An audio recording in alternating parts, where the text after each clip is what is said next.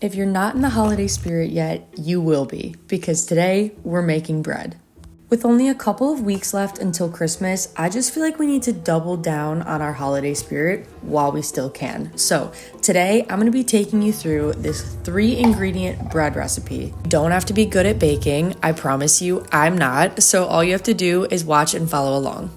And as a bonus, I'm going to be showing you guys how I made this orange slice garland. I think these are so pretty and festive. I did find these at Michael's and Hobby Lobby, but they can be a little bit pricey. So if you make it yourself, you get to save some money and try something new. Speaking of which... What is up, you guys? My name is Erica. This is going to be a channel for all things comfy content, wholesome content, homemaking, cooking, baking, relationships, friendships. I just want this channel to be a direct extension of my truest self to you. I think that's enough about me for now. I'll talk more about myself in a later video. Right now, we gotta get in the kitchen. All right, so I got this recipe on Pinterest, of course. If you wanna follow me, yes, that is my actual handle. Just so we're all on the same page, the recipe is easy, it's simple, okay, but it's not quick. Don't get mad at me when you see that you have to leave it out overnight. Okay, so here's what you're gonna need. You're gonna need a bowl that is comically too small for 3 cups of flour. And then you're gonna see that it's too small after you put the first cup in, and then just double down. Put all 3 cups in there, yep. Okay, but actually, you get a mixing bowl, okay? I don't know what I was thinking. I like the cow bowl. And then you're gonna put all your dry ingredients in there and mix them up just so that they're all in one place. That would be salt, yeast, and flour.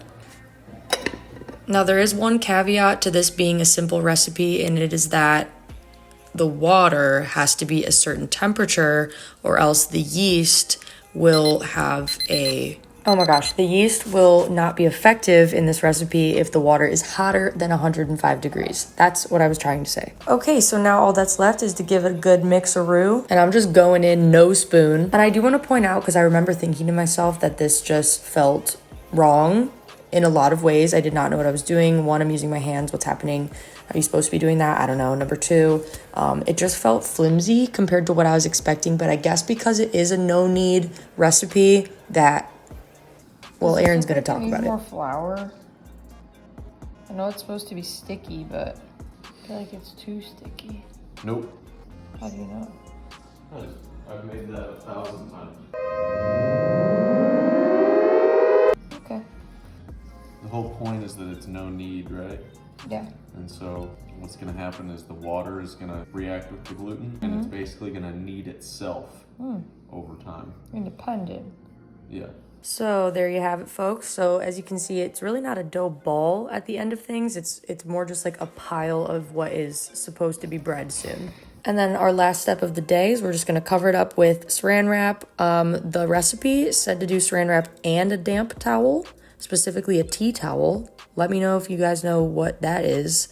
Aaron is adamant that you don't need both. I did both because, listen, I'm following the rules, okay? Okay, anyway, so pretend that enough time has passed. We let this sit overnight. This is what it looks like.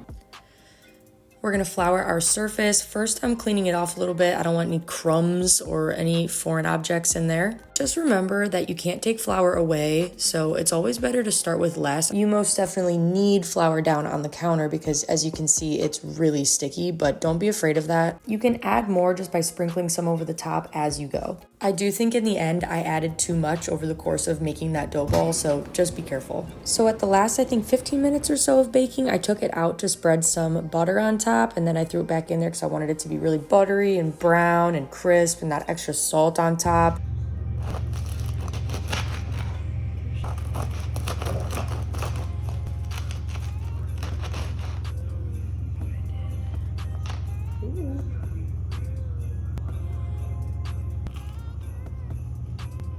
Okay, are the orange slices in or out this year? Personally, I think they're in. I think it's just a 2023 version of popcorn garland or cranberry garland, and I think they're cute.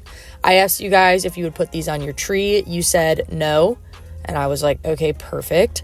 But that's okay. I didn't put them on my tree either. I actually put them on. I also went ahead and I made a garland out of it, kept some loose slices around, and I used them to sprinkle into gift baskets, sort of like confetti. And it turned out really cute, and it looked just so extra, and like I put extra thought into it when really I just had extra stuff lying around. The recipe, you're gonna find it on Pinterest. At least that's what I did. I googled how to make orange slice garland, and boom, there it was.